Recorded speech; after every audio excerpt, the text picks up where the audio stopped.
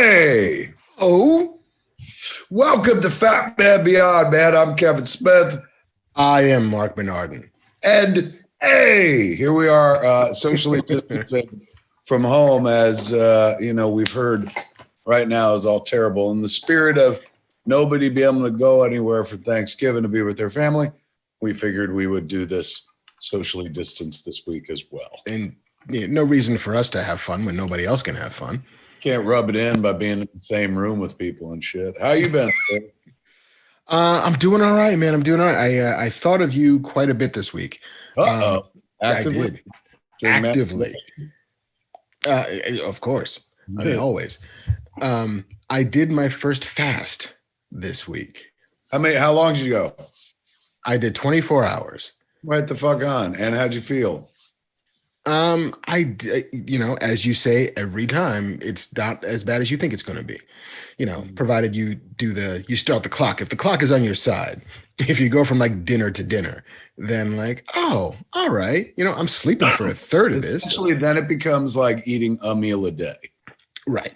Like when you do that, it is surprisingly kind of simple. And you're right, to time it out that way, it's pretty damn good. But there's a feeling I like to get up in the morning not having eaten. That's my favorite part of the fast, where I'm like, oh, shit, I made it through a fucking day like without eating. That's when it like fucking juices me up. For the first 24 hours, I do find it like difficult. It's make or break. Where you're like, all right, am I really going to do this and stuff? And if you got a busy day, it's easy.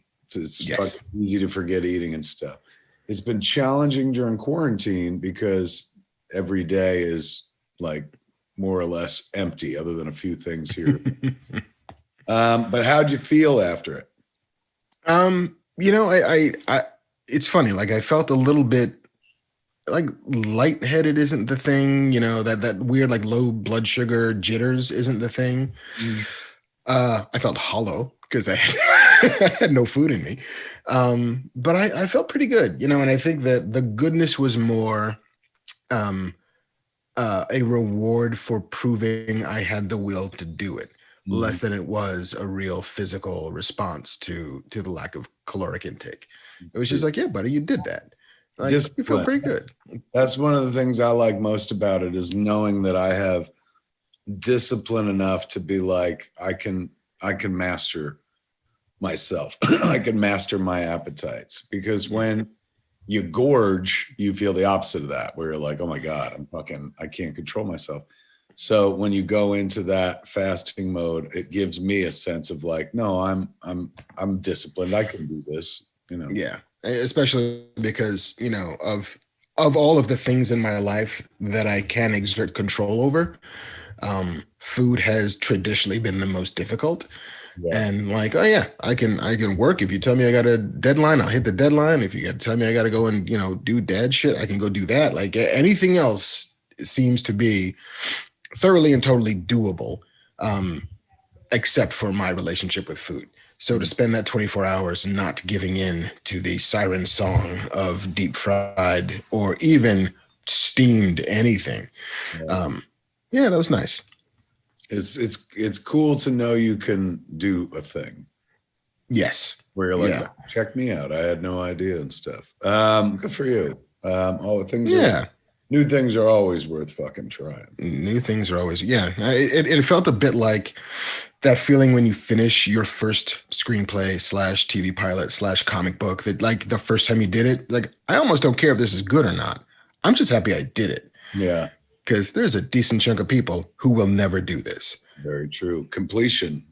Sometimes one of the most important parts of the deal.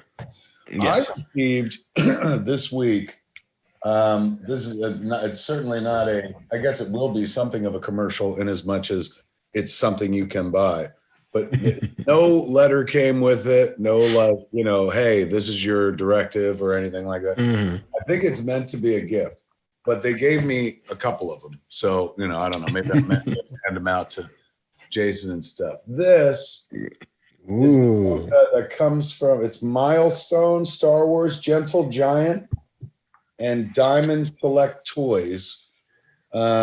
and Box Lunch. You know the Box Lunch people? Mm-hmm. So they're related to like Hot Topic, and they're kind of the higher end Hot Topic, where pricier items, but whatever you buy, they give a little money to charity as well. This is the Box Lunch Milestones Gentle Giant Diamond Select Toys The Child. I'm assuming a sculpture. Not a toy. The other episode I busted up. Yeah, this is 1928 of 5,000. So it's a limited edition little statue. Limited edition number statue. All right, let's see what he looks like. Remember when the show came out last year and there was no Baby Yoda, nothing? Yeah. The only piece of merch that I saw was not, it was all like kind of custom, bespoke. A lot of Etsy stuff. Yeah. They have more than made up for that. Now there's fucking Baby Yoda everything at this point. And this is a sculpture. Let me grab it. Shit.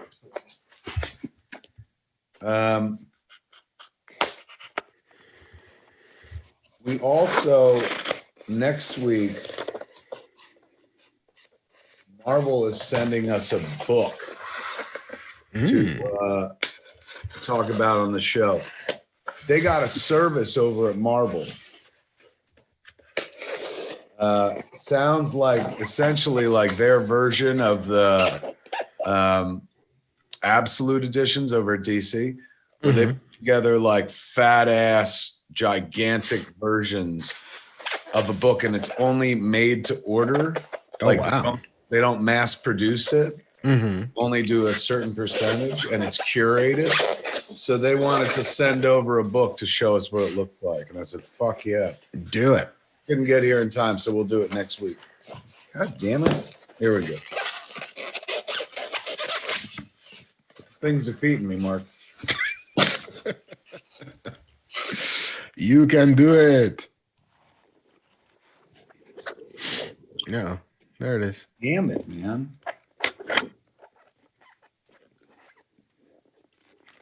Big pet peeve of mine. Things that are fucking way too packaged. Ooh, but this is nice. It's a very, it's adorable. No. He got his little cup and sipping the tea. This is what it looks like. That is super cute. I sipping my tea, and gorgeous. Not too heavy. This is, like I said, 1928 of 5,000. They've only made 5,000. Very, very nice. So if they sent it to me to showcase on the show, mission accomplished. But yeah, if not, bonus for you. Sideshow. Hey, I just got me a free statue and stuff. Look at him. Look at him. Oh, who's the cutest little child? How awesome. Yeah. Speaking of Mandalorian, this is something I put it up on social media a while back, but when I went to the Star Wars premiere, the last one, the Rise of Skywalker, Jon Favreau was there, and I was just like, oh my God. And I hadn't seen Mandalorian yet, but I was like, holy crap, man. Like, congratulations, blowing up and shit. I said, who created Baby Yoda? And he was like, I did. And I was like, he goes, I wrote everything. I said, I didn't know that. So he gave me a what do they call them? Challenge coin. This is the Mandalorian challenge coin, man. Ooh, this is the way. You see? It says Mandalorian, and then does it say this is the way? It doesn't say it in English, but if I had to guess, whatever language that is probably says this is the way. And then on the back, says that, and executive producer. Got it. Stuff. So do they have challenge coins for every member of the cast? Like, does Filoni have one? Right? Like, I got to imagine, like, or crew at least, that there's a bunch of different challenge coins. Collect them all. You know, fucking, you got yourself the Favreau one.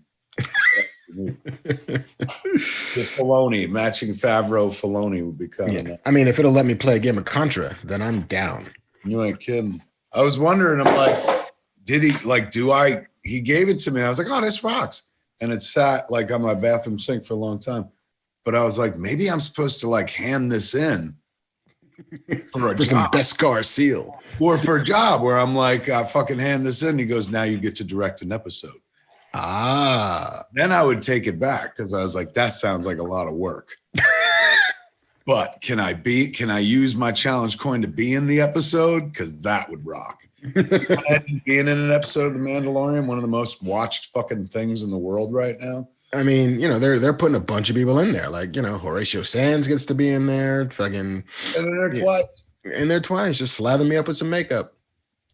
I'm down. People ask me, like, oh my God, don't you want to direct that? And I'm like, not as much as I want to be in it. I mean, look, I guess I could do both if I was directing it, then I could cast myself in a thing. But like, that sounds like a lot of work. I'm just not visionary enough. But I am visionary enough to be in it and shit. And then I thought, what if they were like, all right, you could be in it, but you definitely have to take your shirt off. They're like, that's the price of being in The Mandalorian. You got to show your titties. And I'm like, I don't want to. And then it's the fucking flash dance scene. Oh, no, it's fame scene. Fame. Coco. Fame, I would be crying, man. I couldn't go full Coco. That's a different thing in a Pixar world. I don't want to go full Coco. You mean sad and about the Day of the Dead? No. Forced to take your top off. It's when you're in like this dank New York apartment and some guy with a low-end video camera tells you he's a director. Yes. I need you to look more vulnerable.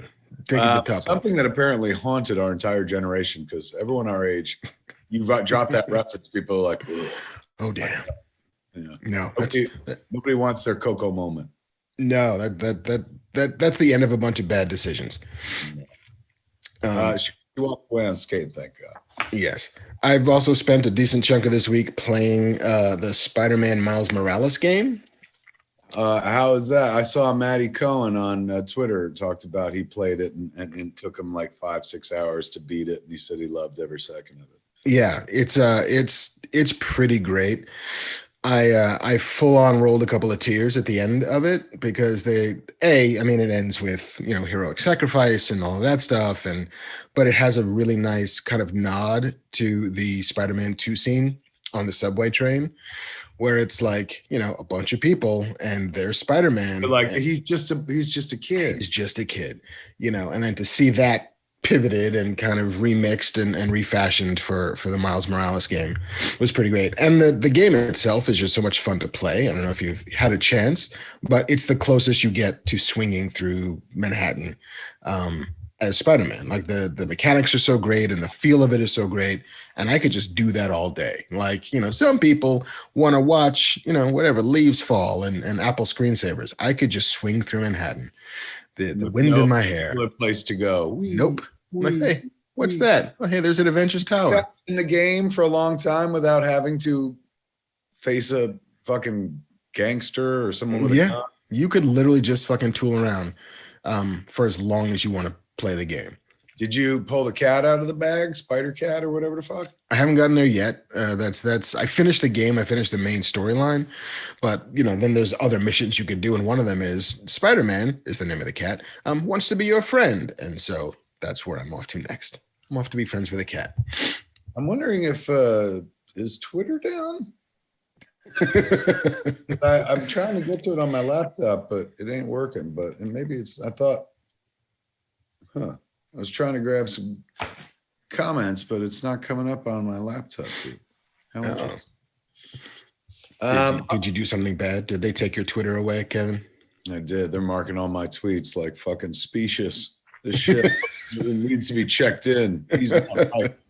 The tweet is disputed by the election authorities. When I'm like, Tusk was awesome, they're like, this tweet is in dispute. All right, shall we dive into the news? We can dive into the news, man, because we got, there was some very big news that broke a couple of days ago that we never. Those at home, we had a fucking summit, texting summit when this news broke to see if we should do an emergency show. But it's big news, but it seems to have been lost in a sea of bigger news over the last few days. So we might as well put our spin on it. Tell them what it is. We have been surmising for months, if not half a full year, when we would get to see certain movies. And, we've been commenting periodically on shifts in the release calendar and all of that stuff. And one of the last big movies that was kind of a holdout was Wonder Woman 84, had until very recently been just set to open on Christmas Day in theaters. For all of the reasons, because, they spent a boatload on it. It would be a good enticement to get people back out to go to theaters and to help kind of rejuvenate the entire exhibition industry, which is, oh, hey. But the shoe has fallen, and Wonder Woman 1984 will drop on HBO Max on Christmas Day. Huge news that like a few months ago, we were all like, that'll never happen. That'll never happen. Now we live in that world where it looks like it's a distinct. Well, it's happening. Probably. Yes. It's free if you subscribe to HBO Max. They're not hitting you for any additional money. Unlike they were very quick to point that out, like in all their ads, so as not to be confused with the Mulan approach, which is you've got the app, but you have to pay on top of the app. So these cats have been saying like, no way. Like, if you got the app already, you're getting it. It's happening. So, right. Or if you subscribe, which is even more what they're hoping for. Because, at the end of the day, whatever money they would have made theatrically, which who knows what that is, given the fact that COVID is on the rise in the US, it's on the rise overseas. The theatrical business is a shambles. So there's no way to know who would have been able to see it on Christmas Day. Let alone pushing it deeper into next year where everything becomes a logjam. There's already 50 or 60 big releases that have been pushed into next year to find room along with the other 200 releases that were already coming out in 2021. They decided that they would use this ultimately as a good thing for the fans, B, an encouragement to stay home and don't go to the theater because the thing you were going to go out for is in your house. So maybe don't go. And C, to aggressively inject some enthusiasm for HBO Max as a streaming service. The money that they would have made at the box office had there been no COVID, easily $1 billion, easily. Yeah. They were looking at a COVID reality and realizing that Tenet didn't bring them out, and even if they did triple the business Tenet did. Yeah. It's not worth the effort. Like, it costs a lot to market a movie and get it into theaters and stuff like that on top of the costs you've already spent making it. Whereas you could, and also like you want to get that movie off your books for the year. Like you don't want to create another year. It's like easily a $200 million movie or more. So in a world where you're stuck between a rock and a hard place, like you weigh a certainty against a doubt. And you doubt that you could do that well at a box office, but you're pretty certain that you'll pick up subscriptions. Yeah. Fucking debuting this movie, on HBO Max and stuff. It could be a pivotal moment in history where we all look back. This could be Jaws, where we all look back and be like, and that's when it all fucking changed. I do believe, I know everyone's like, theaters they're dying, and we all know that they are. I think it's going to be until next year, until like the vaccine is out there in the world and everyone feels safe again, that you could even think about getting the movie business going in the way that they can make money off of it the way they did in the past. So they were going to have to wait until summer 2021. And there's still no guarantee that come summer 2021, we will no longer be in this 12 monkeys existence of ours and shit. So tough fucking call, man. But like in a world where it seems like Warner Brothers is like going all in on HBO Max, going like, this is the future. So like direct to consumer, this is what we're all about. I mean, number one, I'm happy because I get to watch it at home. And I tweeted that. And then some people were like, you should be wanting to see this in the theater. And I'm like, there's a lot of things I want to do. We can't do them anymore. And well, we can't do them anymore. I look forward to watching this fucking flick like at home. And, I'm not bragging, but I do have a pretty large television. So it will be like watching it in the theater for me, more or less. Yeah. But I never would have bet on this moment. Now I can't imagine there's not some Disney Black Widow announcement coming down the pike pretty soon.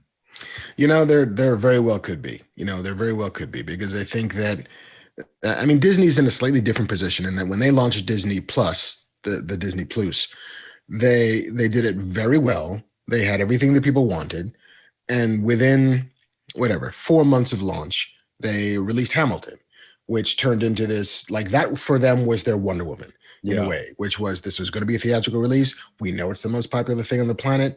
We're going to give it to you for free if you subscribe to this platform, and we're also going to do away with our pesky free 7-day trial, which we know you're going to sign up for and watch Hamilton and then cancel. So no, we're getting that month out of you at least.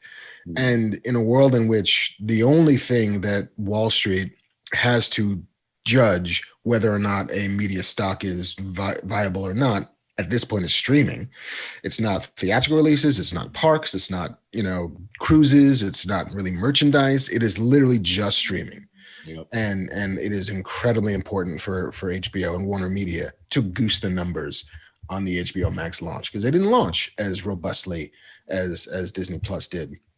And neither of them can compete really. They're, at best, Disney Plus is about half what Netflix is, but HBO Max is about a tenth. And so they got some ground to gain. And this, I think, for them, whatever money they leave on whatever mythical table, it's worth it if it brings them 10, 20, 30 million new subscribers to this service.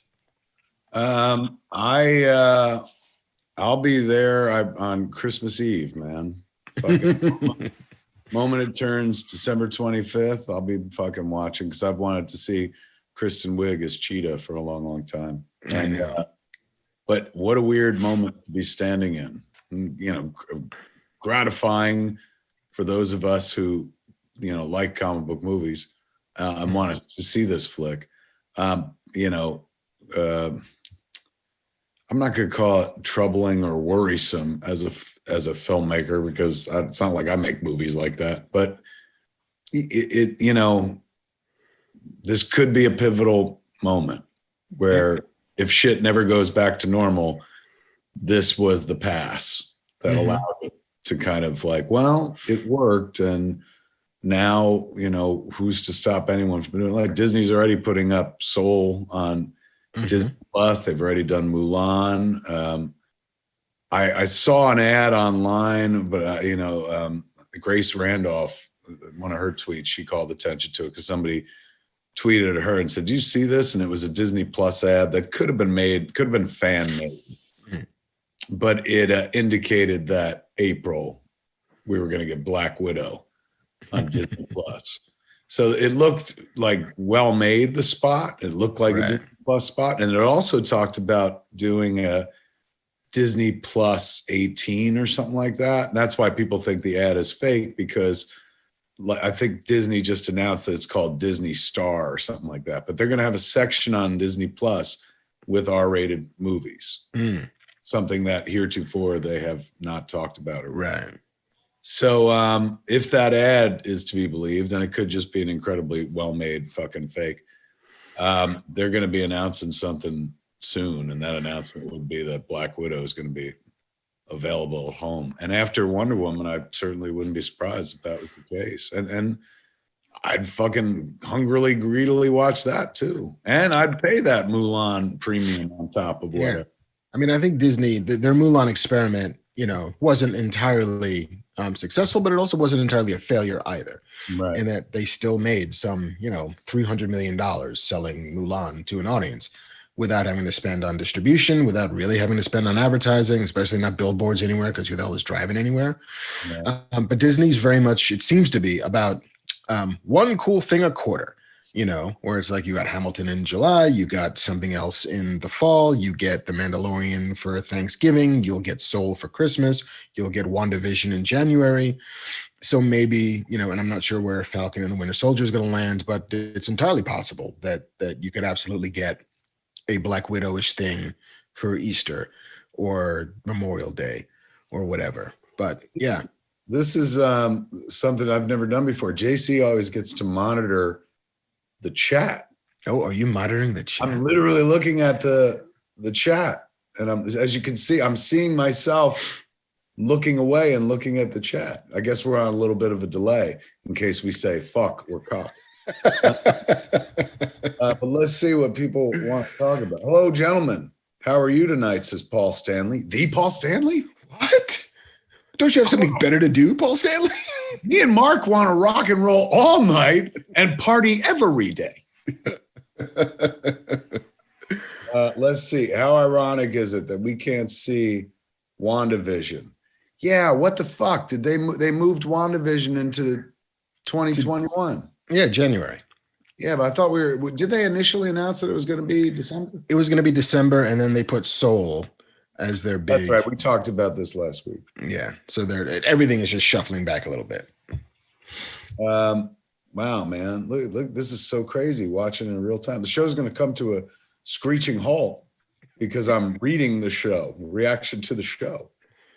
I mean, I also think that there's definitely going to be, when we get to go back to movie theaters, whatever that looks like, because there's going to be a handful of chains that just go bankrupt, because they just don't have money, and the government to date does not seem to be interested in offering any kind of programs to help sustain these giant movie chains, which the real estate, the rent alone. And to be fair, like I'm in the movie business and stuff, so naturally I don't want to see them go away, but a lot of things that the government needs to be fucking putting money into and paying attention to before movie theaters. Oh, totally. But while you're bailing out everything, there's no reason not to include movie theaters as a thing to be bailing out, because it doesn't employ. Steak and Shake got a fucking bunch of money. Totally. I mean, there are still, tens of thousands of Americans who are employed by movie theaters across the country who no longer have an income. So everything is hitting everybody. So when this is all done, I don't know what the cards look like when they fall. Oh, did you see? I mean, it's Joshua J. Jackson says, "You look so healthy, Kevin. Awesome job." Do I? I think I honestly think I look fat lately. I'm kind of watching the show to see how fat I look too. Apparently, Josh is into you. Yeah, well, I don't know if he's into me, but he thinks I look healthy. And why? Thank you. There you go. I don't know if he's saying that in the way my wife is always like, "No, you look good," and I'm. It's whenever she says that to me, I think, yeah, but if you looked like I looked, I wouldn't say that. So, and I know you're not kinder than me, so I know you're lying more. No, DJ Kento backs him up, says I look good. Wow, excellent. You win.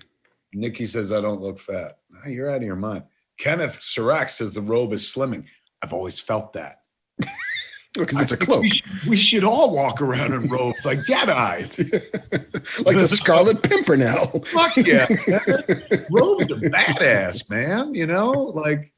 I know some people like to wear less clothes and shit. Like I was hiking Runyon yesterday, and some dude, was smoked past me as he's walking up the hill. He has way faster gait than I do. But that motherfucker, like he's in a porn about to fuck somebody he just delivered a pizza to, peels his fucking shirt off, man. And I sat there going like, if I'd ever been thin in my life, like if I'd ever had a body that was tight, would I have ever been the take my shirt off outside kind of person? And I don't think so. I don't think I got an exhibitionist streak in me. And I don't think that dude was like, look at my fucking man tits. But I just think I'm so like, and I don't know if it's based on who I've been my whole life, but I think I'm too like buttoned down when it comes to that to ever have been that guy. Even if I was like ripped right now. Like did you see that picture of fucking Chris Hemsworth working out for Hulk Hogan? I mean, fucking, he's like, it's a joke about a cheat day. He's like, I'm having a donut, and he's doing one of those fucking lifting that truck. I was like, a human being could be that fucking ripped and not worry? Like his arm is gigantic, bigger than it's been for Thor, he said. That he has to get that big to play Hulk Hogan. Well, he doesn't have to get that big, but he's choosing doing it. Big.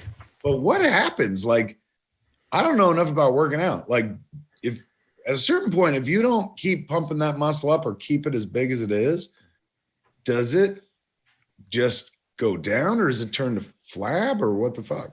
I mean, it begins to atrophy because, you're not feeding it. Like the way I remember I had a friend who was Hugh Jackman's personal chef. And when he lived in New York and he was doing some Broadway stuff, or was training and bulking up for Wolverine again.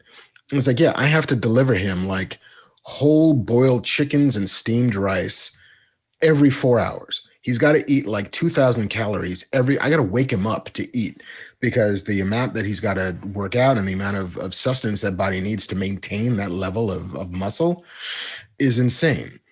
And so, yeah, I mean, Chris Hemsworth, sure, like you can do that, and you can keep that for brief periods. Nobody can be Conan the Barbarian all the time. And then he just turns into a normal person who can fit into his clothes again. It's not healthy to keep doing that over and over and over again. And you can only really do it when you're young, because, the drain and the strain on your heart and your liver and your kidneys of having to process all of this food stuff is not good. But you're making me feel better about being out of shape. Keep telling me how fucking yeah, you'll live longer, it turns out. for fucking young people, and they're gonna be broken with bad muscles and stuff. I'm like, all right, yeah, keep that coming. I got it. Yeah, my ears, man.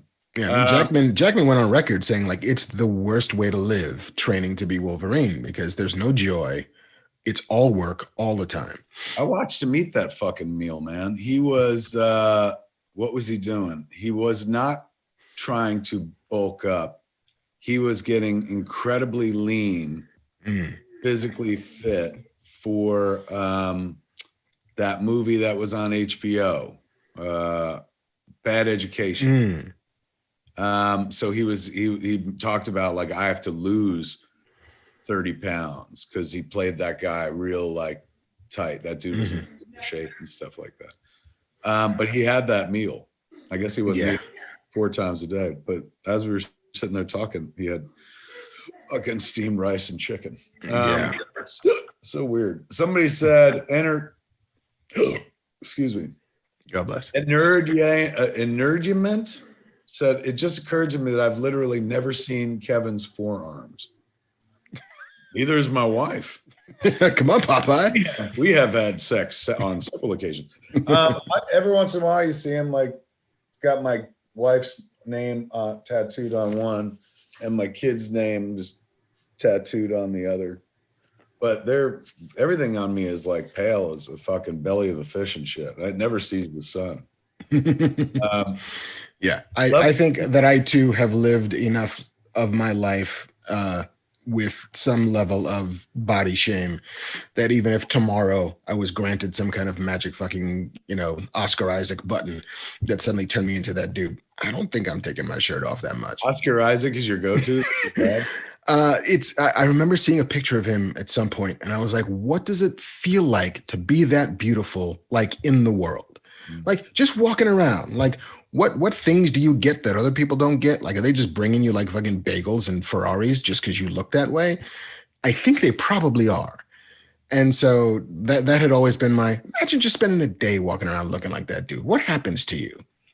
And that's a Freaky Friday movie. That's a different world. You and me appreciate everything we got in this life because we worked for it. So we'll know what it feels like to just effortlessly like fucking collect because you look right. Yeah. Everybody. Like there's universal consensus. I got a little consensus in this house where my wife is like, I like the way you look, I guess. Enough that we've been married for 2 decades. But I'm talking universal consensus where like Chris Hemsworth or fucking Oscar Isaacs, and you walk out there in the world and man or woman, everybody's like, I'd fuck that guy. That guy is the ideal. That's the guy I want to look like. Who was it? This cat here said, level 2 trading says, Kevin, you lie to yourself. You would take off my shirt in public. I don't think I would, man. Like, honestly, it's like, I've just never been that exhibitionist person. I'm also not the guy that like takes his dick out, like, which you're not supposed to. Good. Yeah, I'm looking for credit. I'm like, I ain't one of those guys. But I'm talking about in front of other guys and shit. Did you shower often in high school? I mean, every day. You did it? Like they made you guys and then you actually fucking took the shower? I did. Well, no, I showered every day at home. But when I played football, I would shower. Yeah, I would shower after games, but not after practices. Practices, I would just like fucking go home dirty. But was after it a hot group shower with a bunch of naked boys in it and shit? Yeah, it was exactly like Starship Troopers, basically. Was it really? Yeah, just everybody's just fucking grab assing and one of flicking. the most terrifying scenes in cinema history to me is that shower scene in Starship Troopers because it's mixed gender. And they're all seem very comfortable with each other being naked and shit like that. But in the real world, like if I walked in, they'd all stop talking and just start talking about like, look at it. And how do you live like that? Got to change and stuff like that. But none of them say it to each other in that situation because they're all impossibly pretty with tight bodies and shit like that. Yes. They all got cast well. The amount of fucking times I showered in high school, man, I could count on like one hand. after gym and shit like that, they tried to grade you every once in a while. Like if you didn't take a shower, they took fucking points off. And I remember on those days, a quick run into the bathroom just to throw water in my hair. Now I'm clean. Yeah, this counts. You guys, I've been skinny my whole life, and I would not shower after football practice or football games. And I have a pool here, and I still wear like a rash guard when I get in the pool here. So it's not just you guys. I'm the same. I feel the same way. So is yours a dick thing, or are you just like nobody needs to see any of this? It's more nobody needs to see any of this, but I think I'd be more comfortable taking my dick out than taking my shirt off. In a way. Wow, you must have an incredible cock. I don't. It's just something about such a high level of exposure. Yeah. I appreciate how quickly this podcast went off the rails. Chat's loving it. Chat is taking it right to Carrie. Everybody's talking about Carrie and plug it up. I guess that's true. That most people in a generation, like when you think of showers from high school or showers from movies, I guess Carrie's way up there. Porky's also way up there. Mm-hmm. Which I know Porky's was about the boys looking in a girl shower, but like it could go either way. It could. So in that case, like I didn't want to be in that shower in the first place, let alone being fucking. The psycho shower scene, of course, pretty horrifying. But at least that's only one person seeing you right before they kill you. Right. It wasn't about like public embarrassment, unlike, the weird science shower scene, which just seemed to be existing to embarrass Wyatt and Gary. The one where they're watching Lisa take a shower? No, there's an earlier one, I think. Earlier scene, yeah, where they like pull their shorts down. Yeah, because they're in the shower wearing shorts. All right, man. Chuck and Larry shower scene, says Kevin Lemke. I don't think I ever saw that. No, I skipped past. I now pronounce you Chuck and Larry. PD Club is asking, are we sponsored by Manscaped this week? Just checking. I know we're doing a lot of talk about it. We're not talk. We're not, but we do love the good folks at Manscaped. Speaking of show, I guess we should get off our and get to the business at hand. Yes. What is going on in that entertainment business other than the Wonder Woman? Other than the Wonder Woman, Deadpool 3 seems to be proceeding. In that, because there had been a bunch of... They weren't talking about it for a minute. There didn't seem to be a plan, but apparently they were building a plan, and now the plan is being put into play. Indeed, and the big movement there is not that, Disney bought Fox, and so they also get the rights to it, but they actually hired writers to work on a Deadpool 3. Now, are the writers our buddies who wrote the last two? So far, no, they are not. Rhett Reese and Paul Wernick. Reese and Wernick, such a great job. Yeah, no, they did a fantastic job. But apparently, Wendy Molyneux and Lizzie Molyneux Logan are writing Deadpool 3.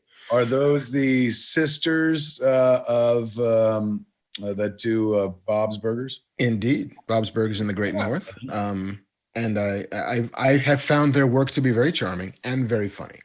And so apparently Ryan Reynolds had spent, the better part of the last month meeting with a handful of writers to hear their pitches, and they went for the Molineuses.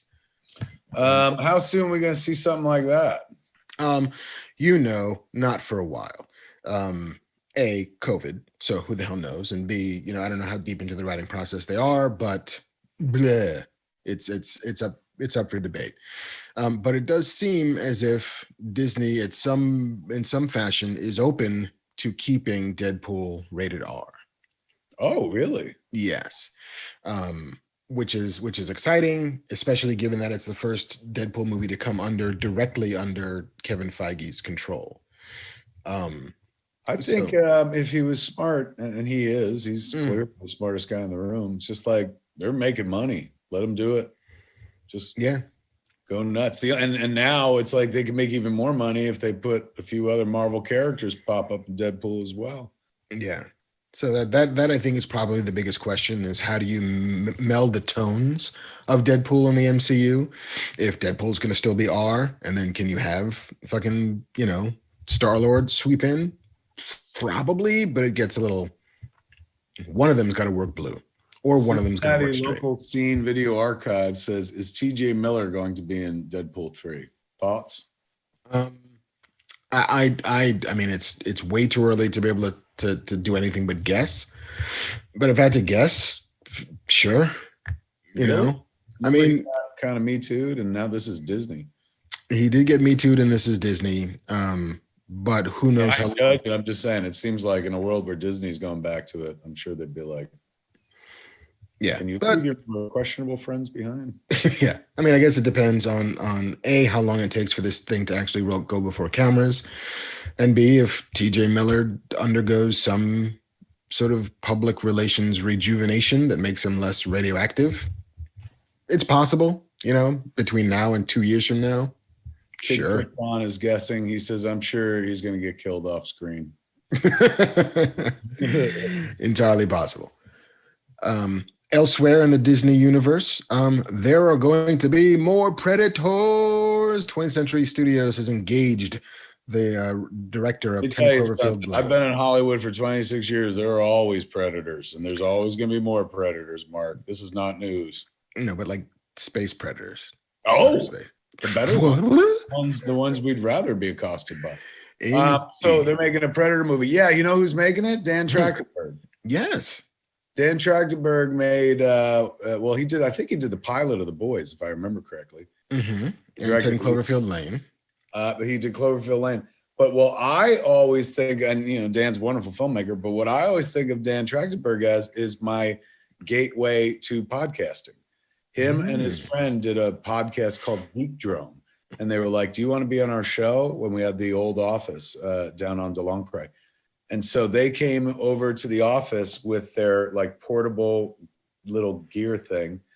And that was the first podcast I was ever on and stuff. And I was so charmed by the whole thing. I was like, what? Like, we just talk as long as we want. I could curse. It don't matter. And they're like, yeah, you can do whatever you want. And I just had a fucking blast with it and stuff like that. So in that moment in time, many years ago, we transferred souls. And I took on the soul of the podcaster, and he took on the soul of a guy who did important things in film. He's a good dude, man. I talked to him like years later, like last year or 2 years ago for something I saw him at, and we were bullshitting.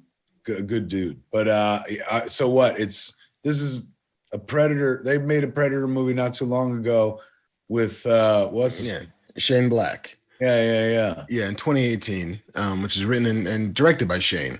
How did it? It didn't do particularly well, and it also happened to be. See why they're going to double down and make another one. Well, I mean, it's one of those. We have this IP. It can be good. The last time out was awful. Does anybody have a good take on it? And Dan Trachtenberg apparently had a great take on it. And the script is being written by a fellow named Patrick Asen, who I worked with on Treadstone, and is a lovely dude, super fucking smart, and is the perfect guy to do a thing like this. Elment wrote Predator versus Quality. I mean, look, yeah, in the hands of anybody, anything could be cool again and stuff like that. So I'm sure he'll bring something to it. And the Predator is still kind of cool. Yeah. I honestly I've always been okay with it, but it's not my oh my God, the fucking Predator. Yeah. The Predator, like there was one great movie there, which is the first one. The second one would be great if it didn't pretend that we didn't know what the Predator was. Because it's like, it's Danny Glover and something's killing all these Jamaican voodoo posses. Who could it be? It's like, motherfucker, the Predator is on the poster. I know why I'm here. It's the Predator. You've all seen it, man. Yeah, there's no mystery here. And then it goes up its own ass after that. But yeah, it's one of those like character's cool. Somebody do a cool thing with it. So I'm hoping that team of folks can do a cool thing with it. Have you been watching Animaniacs? No. Did you see any? Took a peek at it, and apparently Twitter blowing up about there's an episode that makes a Johnny Depp joke that they felt was a little too current or whatever, and went after it pretty hardcore. And I assumed that would have been HBO Max people are going after, because Animaniacs, of course, they live in the Warner Brothers water tower. They do. But it's not. It's on Hulu. I mean, that's not the point of the story. The point of the story, I guess, people are outraged about the Johnny Depp jokes in that episode of Animaniacs. But why is that on Hulu and not on HBO Max, you think? That is a damn fine question. And something that they started building long before HBO Max coalesced or something. It probably was, and also HBO Max and Warner Brothers and HBO large, it's still unclear the differentiation between the two.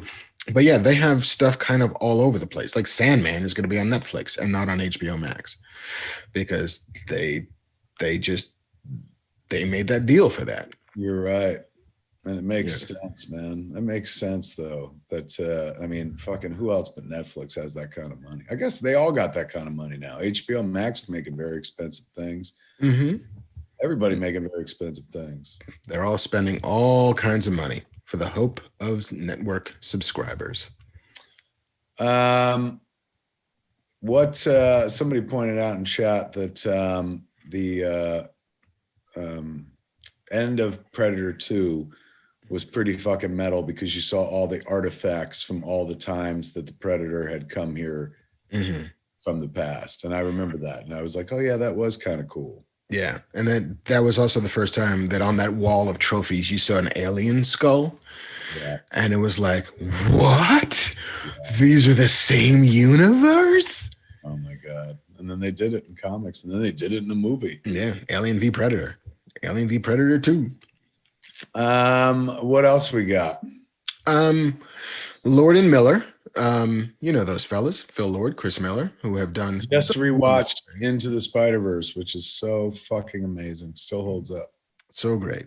Their live action debut, I believe, as directors was 21 Jump Street. And they've, been very close, I think, with Channing Tatum, to the point that now they are going to be remaking a mysterious, yet to be revealed, Universal horror movie. Miller and Lord and Channing Tatum are making a Universal monster movie. All right, so we know it ain't Wolfman because that's what Ryan Gosling's doing. Right. We know it ain't the fucking creature from the Black Lagoon because why would you take somebody like Channing Tatum and cover him in rubber? Correct. He doesn't seem like a Dracula type to me. Oh, good. The picture's up. I guess if you go hard, you could kind of Frankenstein's monster him, but maybe in The Invisible Man? Well, I think that they are using the Blumhouse Invisible Man, I think, as a bit of a model, which is this was a Universal horror movie. We've updated it, we've refashioned it, we've sort of postmodernized it. What else can we do that feels like this? And if I had to guess, I'm looking at the picture of the Universal monsters, and I'm like, go ahead. What do you guess? Because I can't think. My guess is you could do a movie about the price of beauty and make that also a Frankenstein movie. that somebody, manages to bring somebody back from the dead or reassemble a thing or make the perfect man out of pieces of other dead bodies. Would he be the monster, or would he be? I mean, if you're looking for the most beautiful man in the world, he has been the sexiest man alive before. So making him the monster. Here's a hot take from the chat room. Abito or 00 Abbott 00. I don't know how to pronounce it. Said Chevy Chase is my Invisible Man. Did you ever see Memoirs of Invisible Man by John Carpenter? What's your favorite Invisible Man movie? Fuck. I mean, part of me wants to go the Paul Verhoeven, Kevin Bacon one. That was the creepiest one. That was the creepiest one. It's super rapey. But it also does that thing where it imagines the worst impulses of a person given power. And that's kind of probably where that story goes. Yeah, it is kind of a monster movie. I like the one they just did recently. I thought it was awesome. Yeah, it's really strong. And so if they're looking to, kind of reimagine what those things could be, and I don't know if they're going to touch the Mummy anytime within a decade of the Tom Cruise Mummy. Which is a shame because and if I was them, I'd fucking make a Mummy with Brendan Fraser again. Watch how fast it makes cash. Like everyone's into nostalgia right now, man. They'd be like, "Oh my god, I want to see that." All right, what else we got? Somebody said Dorian Gray. Maybe he's playing Dorian Gray, but I don't think that's a universal monster. No, I don't think so either. And I think that they also might be steering clear of Creature of the Black Lagoon, given that Shape of Water ultimately was Guillermo's Creature of the Black Lagoon movie. And how many of these do we need? No point in doing that because it's just been fucking done. Yeah, and done loudly, and to great reception. Remember we talked, God, must have been 3-4 months ago, maybe longer, I don't know, about the Last of Us video game. Yeah. And how Craig Mazin, he of ye old Chernobyl fame, was working with the creator of that video game to adapt it for HBO. It just got a series order at HBO. So that is a show that is coming. That is a show that is 100% on the way. And it wasn't before. It was just somebody like ordering a script, and now they're saying it's a for real show. Right. It was like, we want to make a show, and now we're making a show. Any casting? No casting yet. The thing that interests me, and we'll also talk about it with the next story, is what the difference is between HBO and HBO Max when it comes to Warner Brothers deciding to commission a TV show. And I don't have the answer to it, but clearly there is a difference. There is some semblance of one of these is shinier than the other. One of these, while one might have the most heat at the moment, HBO Max seems to be the thing that Warner Media is most invested in at the time. But HBO is still where all of the kind of like prestige, shiny shit ends up. And so how they decide that Last of Us is going to HBO. And who pays for what, so to speak. Who pays for what. And versus, the next show, which is DMZ, based on the Brian Wood comic book that Ava DuVernay directed the pilot of, is going to HBO Max. And this is about war, New York after a war or something? Yeah, New York after a second American Civil War, and how parts of Manhattan are ultimately like demilitarized zones that don't adhere to either the New Republic or the Old Republic. It's just this in-between zone that people have to find a way to live, that people have to find a way to survive. And it follows a journalist, I think. It's been a decade since I read it. But yeah. And Rosario Dawson. We're being reminded that we had Ashley Johnson on the show not too long ago, who does the voice of Ellie. Yeah, in that game. Yes, I think we all remember that. Thank you for reminding us. But she's not being they're cast in the show. She'd be too old to play that part, right? Yeah, I mean that part. She'll probably have a cameo or something like that. Yeah, I mean in the first game, Ellie is like 15, I think, 15 or 16 years old. Ashley Johnson looks young, but I don't know if she can pull off 15. Yeah, that's a tough pull. But yeah, so DMZ, and also DMZ is a limited series and not a full-on series. I think it's 4 episodes, but they're going to spend $1 billion on it. Ava's directing the pilot. I'm not sure if she's going to keep on directing it. The cast is Rosario Dawson and Benjamin Bratt, and it's For what? for DMT. Yeah. So yeah, it's a big priority for them, but it's also, I just don't understand the difference between the two and how the decision making decides what goes in one pile and what goes in the other. All I know is they ain't giving us any money yet. They are not. So far. Yeah, fingers crossed. Sweet HBO Max money. John Bartley says, hey, Kevin and Mark, any advice for somebody who's about to quit his real job, he says, and follow his filmmaking dreams? You did something like that, and you're now getting rewarded like crazy. You were a guy that worked in a different medium altogether, and then one day you were like, you know what? I'm gonna burn my boats and stay in the new world. I would suggest to you, kind sir, that you don't quit your job till you have a new job. And I think it all depends on what it is you want to be doing. Like I was lucky enough to want to be a writer, which is a thing that I could do in my spare time, that required very little financial investment to do. And I did not quit my day job until I had another job immediately lined up, because I have a family to feed and mortgages to pay and all of the above. So, but if you want to like carve boats for a living, and that's a thing you need to go to fucking Nova Scotia to do, then okay, man, like chase your bliss. I hope it works out for you, but be as mindful and as cautious as you can be, while also still being ready to take a plunge. Wise advice. Mine, make clerks. It worked for me. I didn't make a choice. Mine was like like I was young and like, oh my God, I'm sure this will work out. And God willing, it did. And then I kind of just kept my foot in the door and stuff. But Mark's advice, incredibly sound. Well done. What else we got? Somebody quit a job in this economy, says James Greer. Yeah, I know. Think about before you quit a real job. And then somebody pointed out directing is a real job. But I'm like, I mean, I've done it a few times and real easy. It's real all right, real easy. Yeah. And also the math gets way more complicated the older you get.